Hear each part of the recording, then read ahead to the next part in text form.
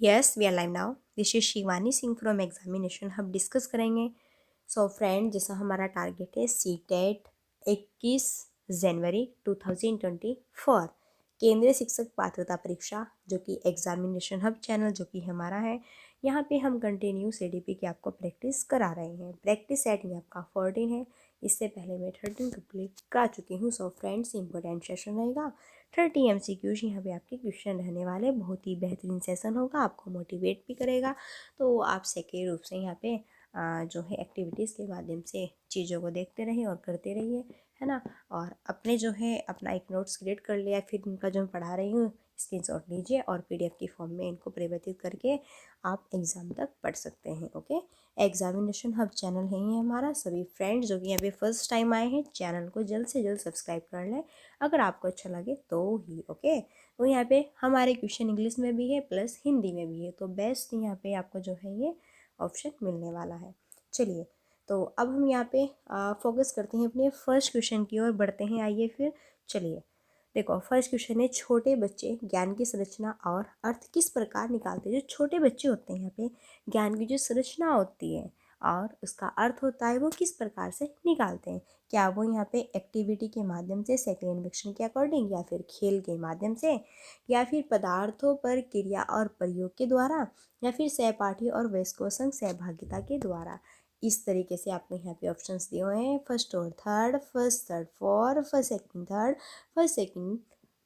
First second third and four, यहाँ पे third होगा। ओके, तो बिल्कुल यहाँ पे हमारा डी ऑप्शन करेक्ट होगा। हम जो है छोटे बच्चे की ज्ञान की संरचना और उसके अर्थ किस प्रकार निकालते हैं, बिल्कुल सेकंड इन्वेक्शन के यानी कि एक्टिविटी करके, प्ले खेल के द्वारा, और यहाँ पे पदार्थों पर क्रिया और प्रयोग के अकॉर्डिंग, और भी यहाँ पे सहपाठी और वयस्कों के साथ में सहभागिता के अकॉर्डिंग। ओके, तो यहाँ पे हमारा जो है इस सेशन का करेक्ट आंसर डी होगा। आई होप आपको ये बेस्ट लगा होगा। अगर आपको ये सेशन बेस्ट लगा है तो जल्द से जल्द नीचे आप जाइएगा और कमेंट बॉक्स में कमेंट करके बताइए आपको ये सेशन कैसा यहाँ पे लग रहा है।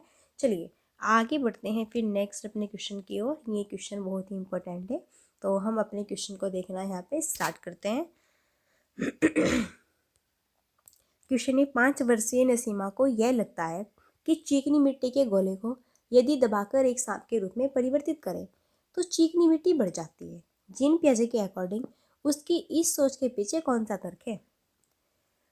भाई यहाँ पे 5 वर्ष की नसीमा है, वो चिकनी मिट्टी से गोले को यदि दबा दे तो एक सांप के रूप में परिवर्तित हो जाएगी, फिर चिकनी मिट्टी बढ़ जाएगी। बिल्कुल, पहले तो उसने गोला बना रखा है, फिर उसको ऐसे यहाँ पे दबाएगी तो उसका आकार तो बढ़ेगा, बढ़ेगा कि नहीं बढ़ेगा। तो जीन पियाजे के अकॉर्डिंग ये जो है ये किस यहाँ पे स्टेज में है, क्या ये जीववाद में, केंद्रीयता, या फिर परिकल्पित निगमनात्मक, या फिर संक्रमक परिणाम। भाई ये तो नहीं होगा, ना ये होगा। वो यहाँ पे जो है केंद्रीयता है ना, सेंट्रेशन है ना, इनमें वो जो है यहाँ पे केंद्रीयता फिल कर रही है, तो हमारा यहाँ पे बी ऑप्शन होगा। बहुत ही इंपॉर्टेंट है, बहुत ज़्यादा बेहतरीन है, देख लेना, आपको ये जरूर क्वेश्चन मिलेगा इस बार। जीन पियाजे के सिद्धांत में क्रमबद्धता किस संदर्भ में प्रयोग हुआ है। तो जीन पियाजे के अकॉर्डिंग क्रमबद्धता ये किस संदर्भ में यूज हुआ है, आइए देखते हैं। वस्तुओं और किसी एक आयाम जैसे लंबाई पर आधारित क्रम देना, या फिर दूसरों का परिप्रेक्ष्य लेने की क्षमता है, या फिर चिंतन का वर्णात्मक रूप जैसा कहानी कथन में होता है, या फिर स्थान जैसे अपने विद्यालय का स्थानीय मानचित्रण करने की एक क्षमता। तो फ्रेंड्स, इस तरीके से हमें बताना है कि हमारा जो है इस क्वेश्चन का यहाँ पे करेक्ट आंसर क्या होने वाला है जीन पियाजे के अकॉर्डिंग। चलिए फिर हम यहाँ पे आपको बताते हैं, और हमारा इस क्वेश्चन का जो करेक्ट आंसर होगा वो होगा फर्स्ट, कि वस्तु को किसी एक आयाम जैसे लंबाई पर आधारित क्रम देना, ये क्रमबद्धता का मीन्स होता है। वस्तु को किसी एक आयाम जैसे लंबाई पर आधारित क्रम देना, एक क्रम यहाँ पे हम है ना लगाएंगे चीज़ों को एक क्रम से, तो इस तरीके से। चलिए फिर अब हम यहाँ पे खटाखट तरीके से आगे बढ़ते हैं। सभी दोस्त यहाँ पे वीडियो को लाइक जरूर कर दीजिए। नेक्स्ट फिर यहाँ क्वेश्चन रहता है, बिल्कुल, रुचि को 3 पेंसिलें दिखाई जाती है। वह देखती है कि पेंसिल क्या है, पेंसिल ख से बड़ी है, और पेंसिल ख पेंसिल ग से बड़ी है। जब रुचि यह निष्कर्ष निकालती है कि कै गै से बड़ी है तो वह जीन पियाजे की संज्ञानात्मक विकास की विशेषता को दर्शाती है। क्या ये यहाँ पे क्रमबद्धता से लगा रही है, क्या फिर यहाँ पे ये इसका कंजर्वेशन कर रही है, या फिर यहाँ पे संक्रमक अनुमान लगा रही है, या फिर यहाँ पे परिकल्पना आधारित निगमनात्मक तर्क लगा रही है। तो इस तरीके से भाई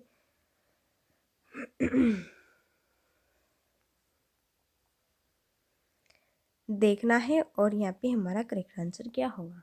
तो रुचि को 3 पेंसिलें दिखाई जाती है, वह देखती है कि पेंसिल कै पेंसिल ख से बड़ी है और पेंसिल ख पेंसिल गै से भी बड़ी है।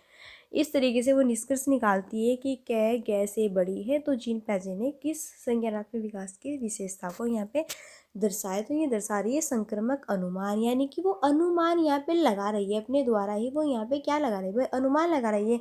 उसके पास में 3 बॉक्स है, उनमें पेंसिल है, 3 पेंसिल है, उसके पास में एक एक एक ऐसे, तो वो खुद से अनुमान लगा रही है कि ये वाली तो बड़ी है, ये उससे छोटी है, ये उससे बड़ी है और ये इससे भी बड़ी है। तो उसका अपना एक संक्रमक अनुमान है यहाँ। ओके, चलिए फिर नेक्स्ट हमारा क्वेश्चन है कि 2 वर्ष से 6 वर्ष की अवधि को हम क्या कहते हैं? क्या शेषावस्था कहते हैं, या फिर अर्ली चाइल्डहुड कहते हैं, या फिर मिडिल चाइल्डहुड कहते हैं, या फिर एडोलेसेंस कहते हैं?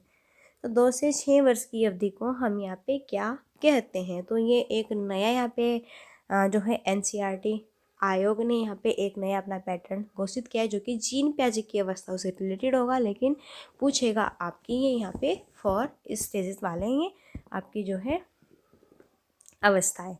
तो देखो, वैसे तो आप जानते हैं कि 0 से 2 के लिए शेषावस्था होती है मान्य, लेकिन 2 से 6 वर्ष के लिए हमारे यहाँ पे प्रारंभिक बचपन होता है, और फिर 6 से 12 के लिए मध्य बचपन होता है, और फिर 12 से 18 तक के लिए किशोरावस्था होता है, और ये 0 से 2 होता है। तो देखो, पैटर्न तो जीन पियाजे का रहेगा, लेकिन बातें यहाँ पे किसकी होगी? एनसीईआरटी की होगी। ओके, तो इस तरीके से हमारा यहाँ पे इसका बी ऑप्शन बिल्कुल करेक्ट आंसर यहाँ पे बन जाएगा। चलिए आगे देखते हैं, और ये क्वेश्चन बहुत इंपॉर्टेंट है। देखो, एक सृजनात्मक बालक में निम्न में से कौन सा गुण मौजूद होगा? तो एक सृजनात्मक बालक है, इनमें से कौन से गुण उसमें मौजूद होंगे? क्या आप सारे चिंतन, अभिसारी चिंतन, अमूर्त चिंतन की योग्यता, या फिर नवीन आमुख योग्यता की उत्पादन की योग्यता? इस तरीके से क्या यहाँ पे हमारा फर्स्ट सेकंड थर्ड होगा, या फिर फर्स्ट सेकंड फोर होगा, फर्स्ट थर्ड फोर होगा, फर्स्ट यहाँ पे सेकंड थर्ड फोर होगा। तो एक सृजनात्मक बालक में इनमें से कौन से गुण होंगे? जो भी सृजनात्मक बालक होगा वो अपसारी सोच रखेगा, एक डिवर्जेंट थिंकिंग होगी उसकी, कई माध्यमों से सोच सकता है वो। तो यहाँ पे उसकी जो है कन्वर्जेंट थिंकिंग तो नहीं होगी, अभिसारी चिंतन होता है, जिसमें मैंने पूछा कि अभी जो है हाल ही में आपके भारत के प्रधानमंत्री कौन है? तो आपको पता है नरेंद्र मोदी। अगर मैं आपसे यही पूछ लूँ कि भारत के नए प्रधानमंत्री जो यहाँ पे नरेंद्र मोदी है ना, ये क्यों बने, क्या रीज़न है ना, इनकी यहाँ पे पूरी जो है आपकी इनका पूरा बायोडाटा क्या है ना, इनको ही क्यों बनाया गया, इस तरीके से। तो आप इन चीज़ों को कई कई अलग अलग माध्यम से यहाँ पे फील कर सकते हैं, सोचेंगे और देखेंगे। तो ये भी होगा फर्स्ट वाला, ये भी होगा अमूर्त चिंतन योग्यता और नवीन आमुख उत्पादन की योग्यता, ये भी होगा। इस तरीके से यहाँ पे फर्स्ट राइट होगा, सेकंड राइट होगा, 4 राइट होगा। ओके, सी ऑप्शन करेक्ट होगा, बी ऑप्शन आपका कट हो जाना है। नेक्स्ट, जीन पियाजे के संज्ञानात्मक विकास के संदर्भ में है ना, मूल संज्ञानात्मक चरण में बालक इनमें से क्या कर पाने के योग्य हैं? चलिए, जीन पियाजे जो कि संज्ञानात्मक विकास के लिए बहुत ही यहाँ पे एक बेस्ट मनोवैज्ञानिक माने जाते हैं, और जीन पियाजे ने 4 अवस्थाएं बताई है। एक तो यहाँ पे बताई है इन्होंने संवेदी पूर्व संवेदी संज्ञानात्मक अवस्था, एक बताइए पूर्व संज्ञानात्मक अवस्था, एक मूर्त संज्ञानात्मक अवस्था, एक अमूर्त संज्ञानात्मक अवस्था। तो मूर्त संज्ञानात्मक अवस्था के बारे में यहाँ पे हमें बताना है कि इस स्टेज में बच्चा क्या क्या सोचना है ना, कि क्या क्या चीज़ें उसमें परिवर्तित होने लगती है, क्या वो यहाँ पे प्रतिवर्तन करता है, या फिर परिकल्पना आधारित निगमनात्मक तार्किक चिंतन, ये तो आपका अमूर्त के अकॉर्डिंग आएगा, या फिर अमूर्त चिंतन करने लगता है इसमें, या फिर प्रतिज्ञापित चिंतन करने लगता है।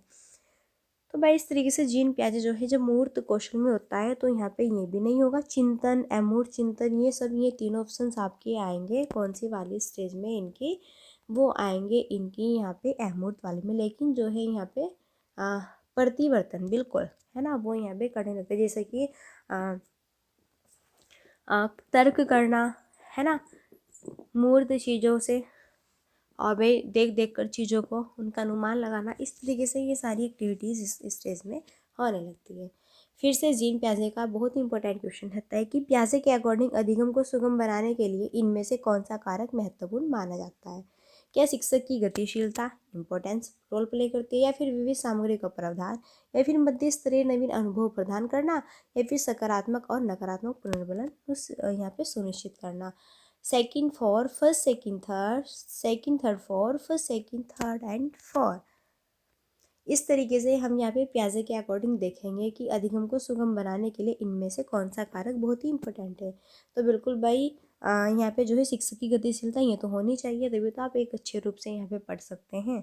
विविध सामग्री का प्रावधान, बिल्कुल यहाँ पे जो है मटेरियल्स भी अच्छे अच्छे होने चाहिए, जिससे कि हमारे यहाँ पे अच्छे से हम चीज़ों को सीख पाए। मध्य स्तरीय नवीन अनुभव, ये तो बिल्कुल यहाँ पे एक्सपीरियंस नॉवल ये बेस्ट होने चाहिए, ये तो बेस्ट है ही। लेकिन सकारात्मक और नकारात्मक पुनर्बलन की बात कौन करते हैं, यहाँ पे हमारे जो पावलो जाने माने हैं, है ना, ये करते हैं। तो भाई साहब यहाँ पे ये तो नहीं आएंगे ना, तो फर्स्ट सेकंड थर्ड ये हमारा करेक्ट होगा, यानी कि यहाँ पे बी ऑप्शन बिल्कुल करेक्ट आंसर बन जाएगा। 4 ऑप्शन हमारा यहाँ पे कट हो जाना है। नेक्स्ट फिर से प्याजे के अकॉर्डिंग है। प्याजे के अकॉर्डिंग शिक्षक का ब्लैंक और ब्लैंक क्या होना जरूरी है। क्या यहाँ पे मोबाइल फ्लेक्सिबल होना जरूरी है, या फिर एक संरचित अनम्य, या फिर सहानुभूतिपूर्ण पारदर्शी, या फिर यंत्रिका व्यवहारवादी। तो जीन प्याजे के अकॉर्डिंग एक शिक्षक का और क्या होना यहाँ पे जरूरी माना जाता है। तो हम कह सकते हैं कि वो जो है यहाँ पे प्याजे के अकॉर्डिंग एक शिक्षक का गतिशील और लचीला होना बहुत ही जरूरी माना जाता है। बिल्कुल बिल्कुल बिल्कुल बिल्कुल बिल्कुल ये बेस्ट होगा यहाँ पे। ओके, सबसे बेस्ट ये ऑप्शन होगा। चलिए फिर आगे बढ़ते हैं और नेक्स्ट है पूर्व संक्रियात्मक अवस्था में कौन सी संज्ञानात्मक क्षमता आती है। क्या अमूर्त सोच की क्षमता आती है। देखो अब इनकी ये थर्ड वाली स्टेज है, और सेकंड वाली स्टेज है जिन प्याजे की पूर्व संक्रियात्मक अवस्था। इनमें जो है कौन सी एक्टिविटीज़ होती है, कितना परिवर्तित होने लगता है स्टूडेंट्स में, बच्चे में। लक्ष्य निर्देश व्यवहार की क्षमता, या फिर दूसरे का नजरिया लेने की क्षमता, या फिर परिकल्पनात्मक निगमनात्मक सोच की क्षमता। तो इस तरीके से अगर हम यहाँ पे देखें तो हमारा जो करेक्ट आंसर बनेगा इस क्वेश्चन का वो बनेगा बी ऑप्शन। पहले तो आप देख ले अमूर्त सोच नहीं है तो अमूर्त वाले में आएगा। दूसरों का नजरिया लेने की क्षमता, क्या वो यहाँ पे पूर्व संक्रियात्मक अवस्था में इतना जो है 2 से आपका 6 या 12 के लिए इतना यहाँ पे जो है वो हो जाता है ग्रोथ परिपक्व की वो चीज़ों को जो है यहाँ पे उनको अपने नज़रिए से देखे और उनमें लेने की क्षमता यहाँ पे रखे।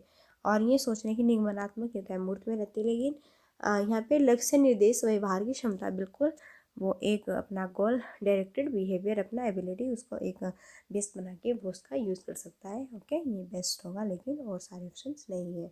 नेक्स्ट, किस स्तर पर बच्चों में अपने आसपास की दुनिया के बारे में एक जीववादी दृष्टिकोण होता है। और वे मानते हैं कि पेड़ पौधे और चलते हुए बादल, लुढ़कते पत्थर की मंशाएं और इरादे हो सकते हैं। तो ये संवेदी चालक अवस्था में, पूर्व संक्रियात्मक में, मूर्त संक्रियात्मक में, या फिर यहाँ पे हम कह सकते हैं अमूर्त संक्रियात्मक अवस्था में। मैं आपको क्वेश्चन समझाऊंगी। देखो क्वेश्चन ये कहना चाहता है कि किस स्टेज में जो है बच्चा, देखो यहाँ पे बताया गया है जीववादी का नाम भी दिया गया है, जीववादी दृष्टिकोण होता है। और वे क्या मानते हैं कि पेड़ पौधे और चलते हुए बादलों और लुढ़कते पत्थर की मंशाएं और इरादे हो सकते हैं। यानी कि जब वो यहाँ पे चलते रहते हैं तो पेड़ पौधे उनको चलते हुए दिखते हैं, लुढ़कते पत्थर उनमें उनको जो है जीवन दिखता है ना। अगर पेंसिल गिर गई नीचे तो कहते हैं हाँ पेंसिल के चोट लग गई, तुमने मेज को खिसका दिया, मेज को चोट लग गई, ऐसे गुड़िया खाना खाएगी, है ना, इस तरीके से। तो ये चीज़ें वो जो है उनमें जो निर्जीव चीज़ें होती हैं उनमें भी वो सजीव प्राणी को घोषित करता है ये बच्चा जो होता है। तो वो आपका यहाँ पे किस जो है लेवल पे होगा, किस स्टेज पर होगा, ये बताना है जीन प्याजे के अकॉर्डिंग।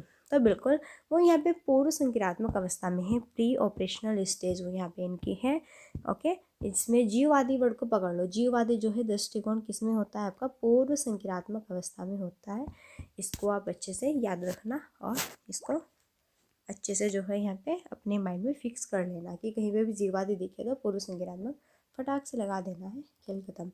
किस तरह के प्रश्न पूछकर बच्चों में समालोचनात्मक सोच को बढ़ावा दिया जा सकता है? तो किस तरह के क्वेश्चन हम पूछेंगे जिससे कि यहाँ पे बच्चे में जो है एक अलग सी एक्टिविटी के माध्यम से, गतिविधि के माध्यम से चीज़ों को सीखे और करें। तो वन अधिकार अधिनियम किस वर्ष पारित किया गया है? ये तो वही यहाँ पे एक नंबर का क्वेश्चन है, तो उसमें बता देंगे 1972, 73, 74 जो भी है आप इसका आंसर इस तरह देंगे, यानी कि एक फॉर्म में ये बंद रूप वाले आपके क्वेश्चन है। या फिर त्रिभुज के 3 कोणों का योग क्या होता है?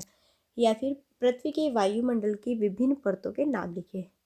तो यहाँ पे सबसे बेस्ट ऑप्शन होगा कि बीज के अंकुरण के लिए हवा की आवश्यकता होती है और सिद्ध करने के लिए एक प्रयोग की रूपरेखा तैयार करिए। बिल्कुल बिल्कुल बिल्कुल ये सबसे बेस्ट ऑप्शन माना जाएगा, जिसमें कि आप अलग अलग चीज़ों को अलग अलग माध्यम से सोच सकते हैं। नेक्स्ट, किस अवस्था में प्रतीकात्मक खेल बढ़ता है तथा संज्ञानात्मक विकास को समर्थन देता है? शैशवावस्था, प्रारंभिक बाल्यावस्था, या फिर मध्य बाल्यावस्था, या फिर एडोलेसेंस?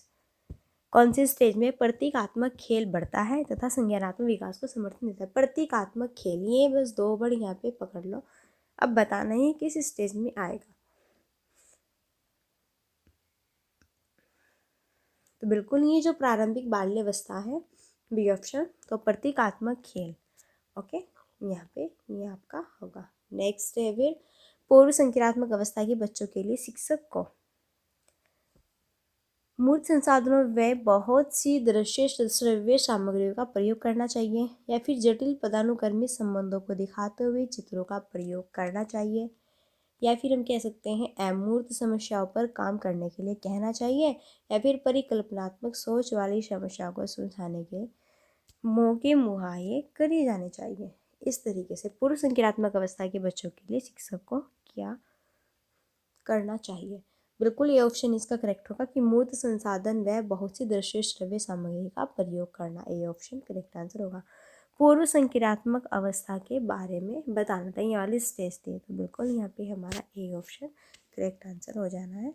चलिए फिर अब आगे बढ़ते हैं। नेक्स्ट है, किस अवस्था में बच्चे वस्तु स्थायित्व की समझ बना लेते हैं परंतु यह नहीं समझ पाते कि क्रियाएं परिवर्तनीय है और उनके निर्णय चीज़ों की मौजूदा दिखावट पर निर्भर रहती है? क्या संवेदी चालक, पूर्व संक्रियात्मक, मूर्त संक्रियात्मक, अमूर्त? तो फिर से बताना है, इस तरह से इनकी 4 स्टेज दी हुई है, बताना है वो कौन सी स्टेज है जिसमें कि अब देखो वस्तु स्थायित्व, बस इसको पकड़ लो, है ना। तो यहाँ पे होगा पूर्व संक्रियात्मक अवस्था, है ना। इस वाले स्टेज में बच्चा वस्तु स्थायित्व को समझकर, है ना, परंतु इसको समझ लेता है, लेकिन यह नहीं समझ पाता है कि ये क्रियाएं परिवर्तनीय है और क्यों है, ये निर्णय चीज़ों के लिए वो नहीं ले पाता है ना। तो ये आपका यहाँ पे किस स्टेज में होगा? पूर्व संक्रियात्मक स्टेज में होगा। तो फ्रेंड्स, ये यहाँ पे आपके CDP के बहुत ही बेहतरीन क्वेश्चंस थे। आई होप आपको ये कैसे लगे? सो प्लीज़ बहुत ही बेस्ट लगे होंगे तो मेरे को नीचे कमेंट बॉक्स में एक बार बता दीजिएगा आपको ये सेशन के क्वेश्चन कैसे लगे। फिर इसी तरह के और भी न्यू पैटर्न के हम आपके सामने क्वेश्चन लेके आएंगे। तो फिर चलिए, फिर मिलते हैं हम नेक्स्ट वीडियो में। तो तब तक के लिए thanks for watching, keep study and bye bye, take care.